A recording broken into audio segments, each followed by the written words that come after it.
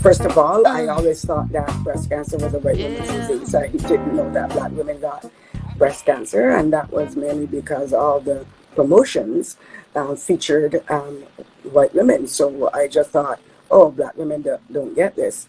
And then, lo and behold, I was diagnosed with stage 3 advanced breast cancer.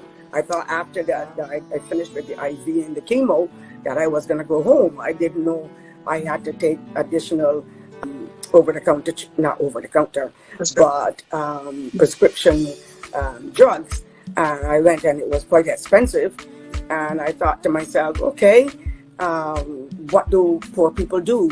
How do women that look like me, that is less fortunate than I am, how do they make it? How do they find the money to pay for this prescription, take care of their families, cover all their finances? That must be so difficult for them. And then I was at home one morning feeling, terrible after chemotherapy treatment. Couldn't get off the bed. It was terrible. And I thought to myself, okay, I don't want any other woman that looks like me to have to go through this alone. So when I get better, I'm going to do something about this. That started the journey of me and the Olive Branch of Hope.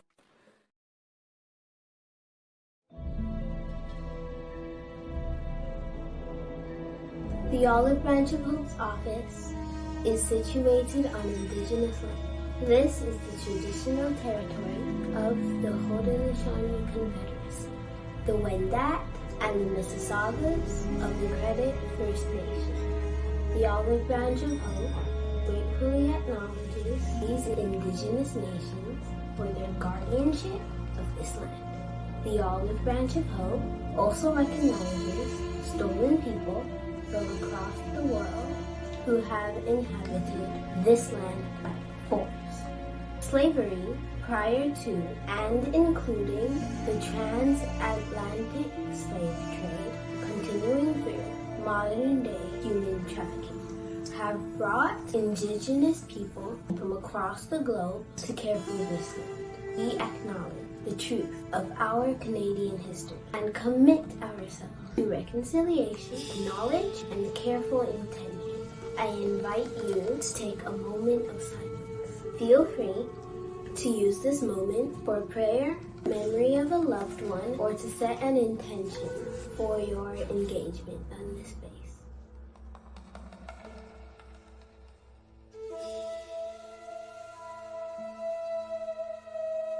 Thank you for holding this moment of silence with me.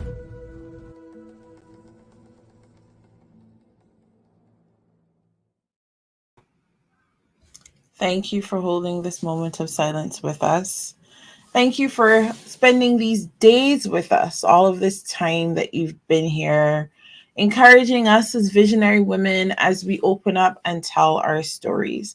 Not just our stories, but the story of the Olive Branch of Hope and the 2 immigrant Black women who came to Canada, were diagnosed with breast cancer, and then realized they could not find the support that they needed. These amazing women, and you've met in the video at the beginning, Leila Springer, one of the co-founders, have been fully committed throughout all of these years as Leila continues to lead as executive director and Madam President. And we will tell you a lot more later on about how you can support this movement with the Olive Branch of Hope and how you can be a part of the work we're doing together here at HERstory throughout the year 2023. But for now, we are going to invite up our 27th guest for the month of March. We have with us tonight Miss Allison James, who's going to come up on screen and tell us a little bit about herself. Allison, how are you doing? Hi, good night, everyone. I'm doing great, thanks. How are you doing? I am choosing to just be. That is the choice for the moment. So, Allison, tell us a bit about yourself. Oh, wow. Okay. That in itself is a loaded question, but let's start simple. I'm Allison James, and I work at a Big Four accounting firm. I'm an IT advisory manager, so I help client assistants clients and persons with their IT security issues and privacy issues, that kind of stuff.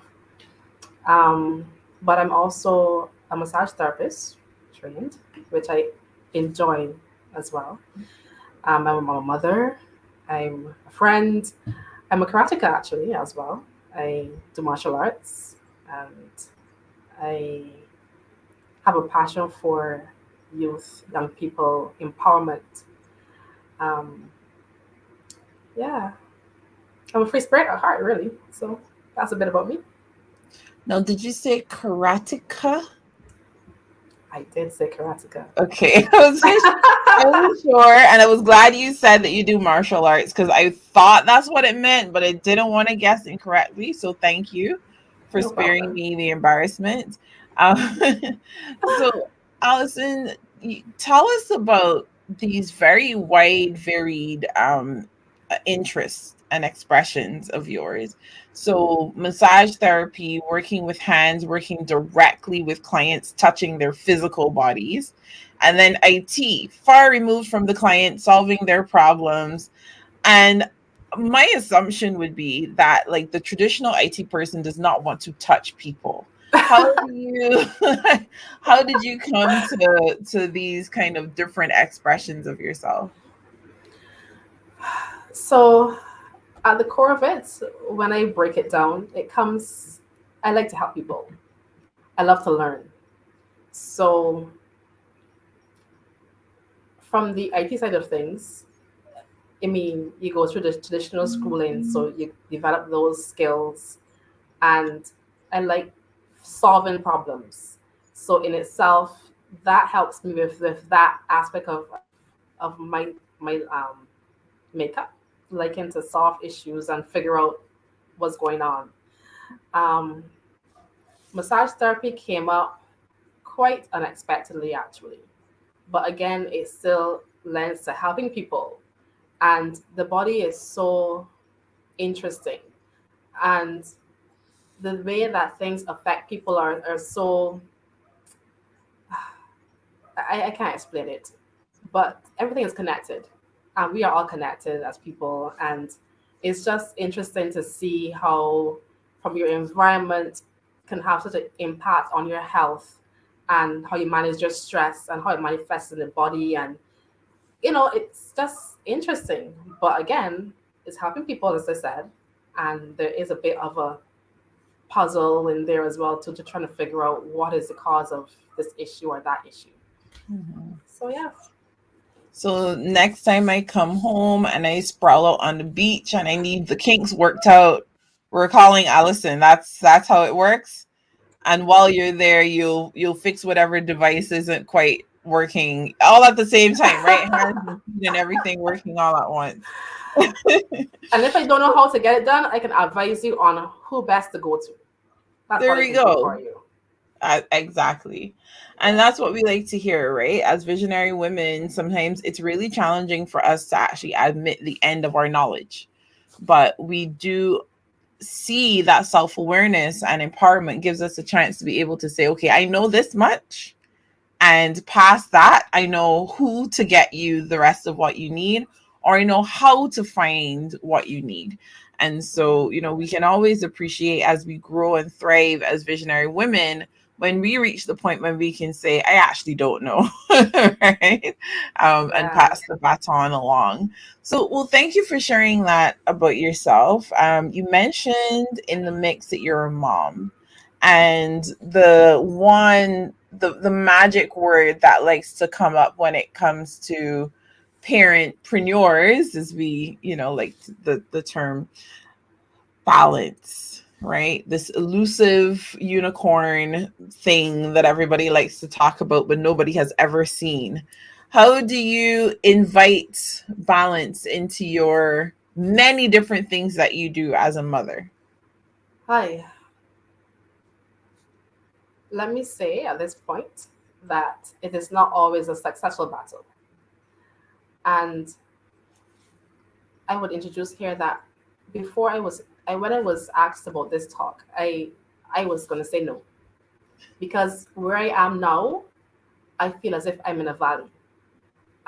a growth opportunity, a growth valley, but I didn't think I was in a space where I really could tell my story. Um, Balance is one thing I'm working on. What I can say is that it has a lot to do with patience and being patient with yourself and realizing that you won't get it all right all the time. But there is that element of being positive and knowing where you are at now and working to become better. So that's where I am right now. Absolutely, absolutely. And balance, whether it be something we should seek or, should attain, it still remains elusive throughout our lifetimes.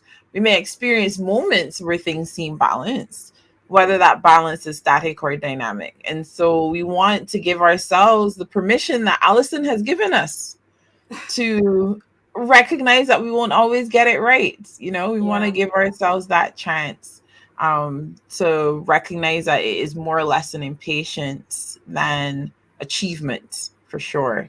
And Um, what I realized about life is that it's a lot to do with cycles and rhythms.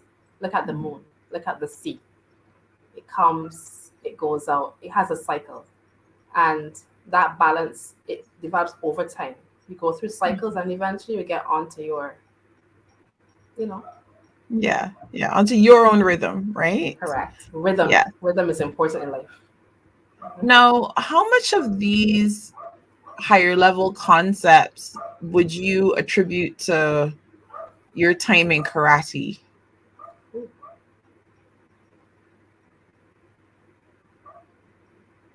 Funny question you asked, actually. And I would say I would attribute some of it to karate, but I think it more stems in my spiritual nature. And from that centering, it expands to other parts of my life. So it expands in karate, you're very correct. It expands in um, holistic massage therapy. It expands in how I interact with persons. So, yeah, I would say more so my spiritual basis is the centering of that, and then it expands to other parts of my life. Yeah. So you're a spiritual person. You're Mm-hmm. a kind person because you start off by saying you want to help people. Oh, You're highly intellectual based on everything that we've heard here today. oh. I can troubleshoot. I can reboot. That's about it. So, Um, and so you have all of these different parts of yourself, and you're finding all these different really cool ways to express these different parts of yourself. When you were small, is this what you saw? Was this the picture of who Allison was going to grow up to be? no, not at all. Ah, if anyone asks me now what I wanted to be when I grow up, I never could answer. But I know I would say I want to be alive. And alive, I don't just mean breathing, I mean living. I want to be alive. So I love the concept of adventures. I love the concept of your life is an adventure. And it can be as simple as waking up on mornings, doing your regular humdrum of the day. But in itself, you should see your life as an adventure. And I don't know, that's just the way how I look at it. So, no, I would never have thought this is what I would become today. Mm-hmm. Now, where you are now isn't where you thought you would be, but do Mhm. you feel as though you have a clear picture of where you want to be next? Yes. How important is having that vision to you? It's important from the point of view of it being an anchor. Um, when I say that, I mean it helps you choose. It helps you choose because in life it's and in this life we live in a very fast-paced life. It's easy to be caught up with all that's going on and you know be caught up in emotions and egos and everything else. And if you don't have a centering, if you don't have that vision of where you want to be, then it's hard for you to separate what's distraction from what actually is going to help you achieve the next phase of you, the next best version of yourself. So that's what I think about it. Yeah. The next phase of you. I love that phrasing, right? The next phase of you. Because even you talked about the moon and, you know, her cycles, and the ocean and her cycles, you know, and here we are talking to all of these highly creative women, you know, whether or not our bodies allow us to physically create, we are creatives, right? We are here to bring new life, speak new life, walk through the door and add joy into the moment, right? To completely take command of the energy of a room. And so, you know, to hear you talk about the next phase of you, I love that so much, because it really speaks to the evolution that doesn't take away from you talk about the centering, right? The core of who we are.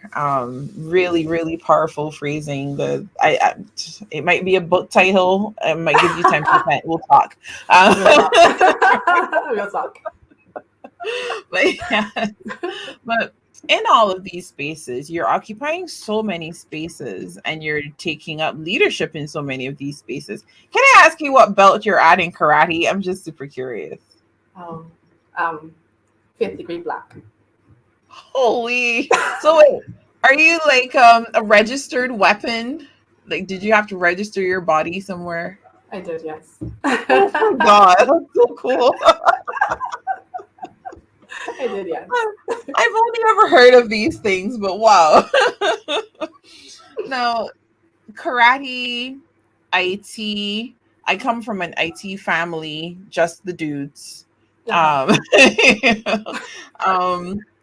all of these different spaces that you occupy. Your mom, you talk about, you know, learning and growing, massage therapy.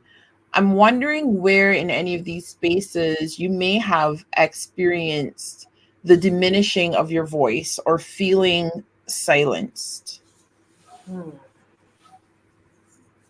So I would say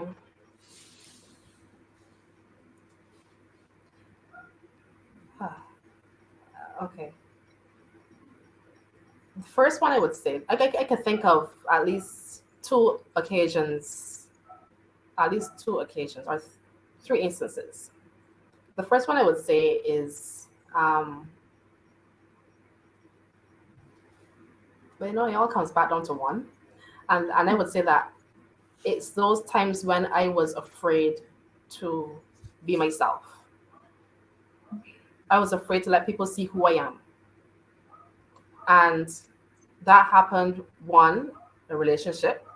You know, you're afraid of being too much for that person. So you walk in eggshells and kind of lower your voice and try to hold back. But I'm not that kind of person. You need to be strong enough to deal with me, you know. Secure enough to deal with my quality, my characteristics. So that's one, relationship. 2, as I said, when I felt afraid of my voice. So that did happen. I do know it did happen at karate at times, yes. Workplace, of course. Yeah. Yeah. Because I really particularly think about in the IT space. I joke with my dad all the time because he's like a super ultra IT guy, all through all the cliches, right? Fit him perfectly. And I joke that, you know, sometimes the actual solution to the problem might take a while, but there's a workaround. Yeah. You know, and nobody is interested in the workaround. We must only fix this problem in this way, right? Yes. And I really think about, you know, that very linear perspective and way of thinking, which isn't oh, life is cyclical, look at the moon, look at the ocean, right? That's not the same No. kind of thought No, it's pattern. very logical and Yeah. yeah. So I want you to tell us about times that you are able to amplify your voice in these same spaces. Okay, so let me first correct you a bit. So I am not your IT, fix your computer IT.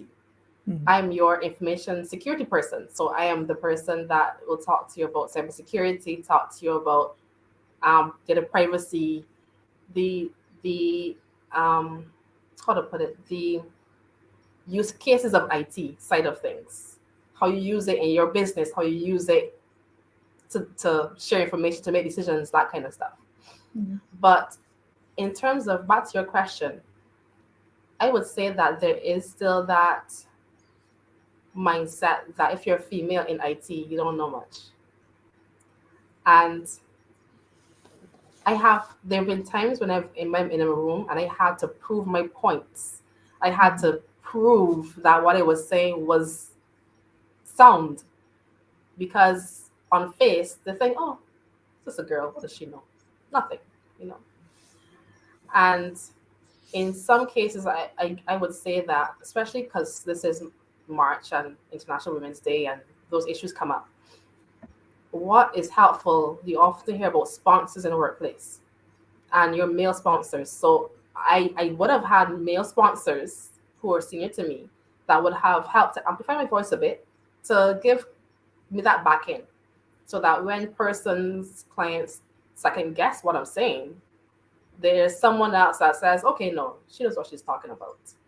What I have found as well, and this adds to my desire for learning and growth, is that I feel that as a woman in space, I need to have my creds, have my degrees, my certifications, to show that I know what I'm talking about. I think that my male counterparts have it easier. They don't necessarily, might not have to have the same letters behind their name. I think by just being themselves, they get the respect. So yeah, I think that answers your question, I suppose. Yeah. But it's really important you talk about, one, the fear of being yourself and how that may cause the like our own hushing of ourselves. And then you talk about taking up space and proving your point. You also talked about having allies, people who don't have the same experience as you do, not a woman, but could at least empathize with you and stand in those spaces where you're not represented. And then, of course, you talk about leveraging, again, the external voice, the certificates, right? That's leveraging the external voice that, again, will give you the proof, right? That what you're saying has merit. And we'll leave it to individual judges as to if the guys have it easier. We know the life we live, but we'll leave it for debate for those who need to debate. But but we understand the realities of being visionary women in these multiple spaces, right? We're pursuing what it is that we have in mind for ourselves, based on the structures that are, that we've inherited, right? And that we live in every single day. But in all of that, at HERstory, we believe that once we pull all these elements together, we hone our vision, we amplify our voice, we think our next step is that we should be the ones who tell our story ourselves. No one else should be allowed to tell our story, right? No. I mean, you stand in that room and you prove your point to be credible, but let's say there are 10 people listening to you stand there and deliver your proof. That's 11 perspectives on the same circumstance, right? Yeah. And so, we think we should be the ones who tell our stories ourselves. Why do you think it's important that we be the determinants of the version of our own stories? One word comes to mind. Sad to say, power. It's empowering when you get that chance to tell your story and, get the narrative correct. Because, you know, as you said, the different perspectives and everyone's perspective, 10 people can hear the same thing and each go away with a different understanding. Giving someone a chance to tell their story gives them that power, that sense of ownership, that sense of importance, you know? So I think it's very important. And I also think it's very important that we write our stories. I I think that that is one thing that is not widespread enough in our cultures. Um, like for me personally, I would love to be able to pass down to my generations a written something to say this is where you came from. These are stories that happened to your mom. This is stories that happened to your grandmom so that they have a sense of who they are from a family traditional perspective. So I think that that is something that I need to do more of. We should definitely write our stories more. Yes, absolutely. And, stories, recipes, art instructions. There's so many different ways that we can pass that knowledge along. Absolutely. And I love the fact that you talk about the intergenerational purpose of storytelling, right? Because many times we think about telling our stories to be able to absolve ourselves of guilt that other people may lay at our feet, right? Yes. Again, going back to proving my point, I was right, they were wrong, Yes. but many times there is the liberation that comes from telling the story and accepting whether we were right or wrong, Mm-hmm. for good or for bad. And then of course there is you talked about power, right? The power that goes into being able to tell the story.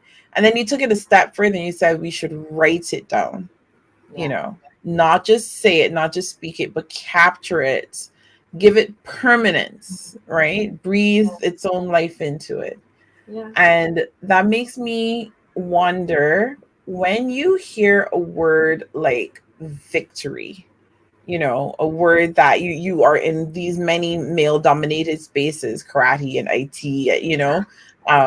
so when you hear a word like victory, that's usually portrayed in, we know how we normally see it, right, in the movies and whatnot. But what comes Yeah. to your mind? Paint a picture for us of what comes to your mind when you hear that word. Wow. Um,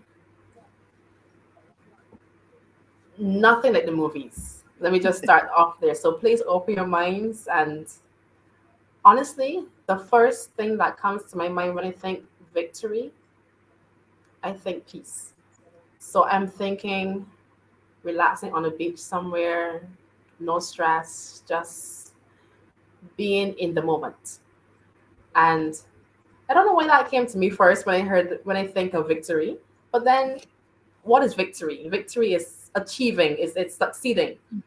And you achieved, you succeeded at whatever you wanted to do, and you're at a place now of peace.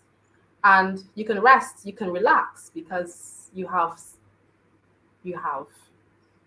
met your goals. Mm-hmm. So that is Yeah. what comes to mind. I can see myself lying on a beach somewhere, palm trees or coconut trees over me, just relaxing. I love how you say laying on a beach somewhere, like if the beach ain't just down the road. It's true. It's true. I need I need several modes of transportation to find the beach, right? Yes. Well, thank you, Allison, for sharing these perspectives with us and the sense of bringing us all the way through from having that vision, that anchor, as you called it, to being able to amplify our voices, whether it is through increasing our credibility or working with allies or taking up space and delivering on our own behalf. And then of course making sure that we not just speak our story, but write our stories so that they can be passed from generation to generation, so Yeah. that we ourselves and the generations to follow can experience this victorious peace that you've spoken about here tonight. Thank you for sharing that You're welcome. perspective with us. And if I can just add two things that have stuck with me. One is I remember hearing someone say that the richest place is a graveyard. And I don't want that to be my story. I don't want to know that all my dreams and aspirations and hopes and desires died with me. Right. Have it passed on. And the next thing is that whenever people ask, oh, if there's one person you would like to have a conversation with, people usually think of pop stars, famous people. Actually, I would want it to be with the women in my generation, of my women in my family that went before me. To have us all sit down together and have a conversation and share stories, that would be amazing.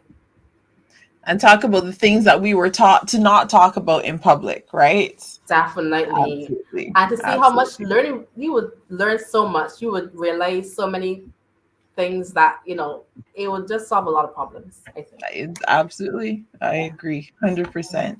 And so we now get to be the new generation that brings the young women around us and, and create that opportunity for conversation and for storytelling as it used to be That is around, true. as it used to be. That is And true. so we can tap back into those roots and take up space as leaders.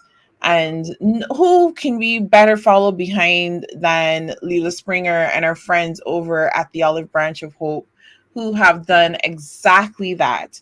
They've created space, support groups, and various measures and opportunities for women of African ancestry to come together and be able to, first of all, be seen, be heard, be recognized, be validated, be understood. And that's just them as the person, right? Plus the breast cancer, right? And so to make sure that these spaces are accessible, these spaces are that's financially accessible, physically accessible, etc. And to make sure that these spaces are widely available throughout Canada and throughout the diaspora for Caribbean women, African women, women of African ancestry. And so we want to be able to bring to the fore, the fact that our nonprofit partner for 2023, the Olive Branch of Hope, has been taking up this space for over 20 years. It is not a small feat for us as visionary women, especially if you're in the nonprofit space. We know, well, it's a true for both nonprofits and for businesses. We know that both types of organizations, most of them don't last past 5 years, Mm. right? And then if you do last past 5 years, you are enslaved to your organization, right? Because we tend to build organizations that reflect us and our thinking at the time of building. And so even as we grow and expand, we don't always have opportunity for our organizations to grow and expand. And so for us to sit down and think about, oh my gosh, 20 something years of delivering this work, of delivering value to the community, of expanding on that value. The Olive Branch of Hope has raised money in Canada and then been able to support women in Jamaica and in Barbados to access breast screening, early breast screening, because we know that while there is no, active available cure for breast cancer, we know how to extend life. We know how to remove the cancer from the body. It's very different from curing, right? Curing means we're no longer slashing and burning and poisoning, right? And so, for us as Black women who've been diagnosed with breast cancer, to have the spaces that we can go, where one, we're understood, two, we're seen, but also where we can get practical help, where we can have practical, pragmatic help and support. Whether it is being able to tap into small micro grants for our homes, whether it is being able to get help purchasing lymphedema devices, specialized medical devices for women with lymphedema. However, it is that we need that help and that support, we're able to go to this one place and say, I know for sure that I can get help here. And so you now get to come alongside the Olive Branch of Hope by going to www.heysisterherstory.ca so that you would be able to partner with us and the Olive Branch of Hope as they continue to do this amazing work. You can purchase anything you see on our site. You can join our Her Story Sheroes, become a Shero yourself. You can become a member of Her Story, or you can donate. And when you donate, we from Her Story will give you, we have gifts that we are giving to you when you donate to the Olive Branch of Hope through our website at www.heysisterherstory.ca. So go now and make sure that you have a chance to come alongside these amazing visionary women who have visions that last past themselves, women who have visions that go throughout the generations and throughout the years, so that many, many other women are able to grow and flourish throughout the cycles of life and into the next phase of you, the next phase of her, the next phase of me. Allison, you have no idea how I'm going to be rocking this sentence from now on. It's going to be my new phrase, right? But yes. Allison, do you have a word of encouragement to share with our visionary women before we hop off? I would say you are enough. And do not think, like I thought at first, do not think that you don't have a story to tell. You have a story to tell. It's worth listening. It's worth hearing. You don't have to be, and I'll take this phrase from a friend, Asante. You don't have to be at the cusp of doing something great to tell a story. You know, you could be in your valley and have a great story to tell as well. So that's all I wanted to say. Absolutely. My sisters, we are enough. Oh gosh, it sucks sometimes, doesn't it? Because we want so much and we think we need so much more to get it. But when we stop and we realize that everything that we've ever needed was gifted to us before we even came to the knowledge of our vision, my sisters, we are enough. Embrace that wherever you are, whether you're on that mountaintop or in that valley, wherever you are in between there, embrace the truth of us standing in our power to tell our stories, because we are enough. No, yes. Definitely. Absolutely. And thank you all for joining us. Thank you, Allison, for being here with us tonight. You're very welcome. It was my pleasure, and thank you for this opportunity to tell my story. This was a blessing to me. I thank you so much. Wonderful. And my sisters, as always, go slay your day.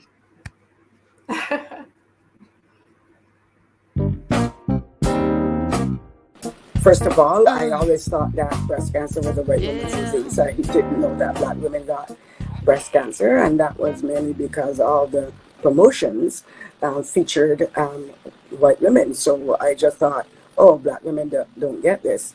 And then, lo and behold, I was diagnosed with stage 3 advanced breast cancer. I thought after that I finished with the IV and the chemo that I was going to go home. I didn't know I had to take additional prescription drugs. And I went, and it was quite expensive. And I thought to myself, okay, what do poor people do? How do women that look like me, that is less fortunate than I am, how do they make it? How do they find the money to pay for this prescription, take care of their families, cover all their finances? That must be so difficult for them. And then I was at home one morning feeling, terrible after chemotherapy treatment. Couldn't get off the bed. It was terrible. And I thought to myself, okay, I don't want any other woman that looks like me to have to go through this alone. So when I get better, I'm going to do something about this. That started the journey of of me and the Olive Branch of Hope.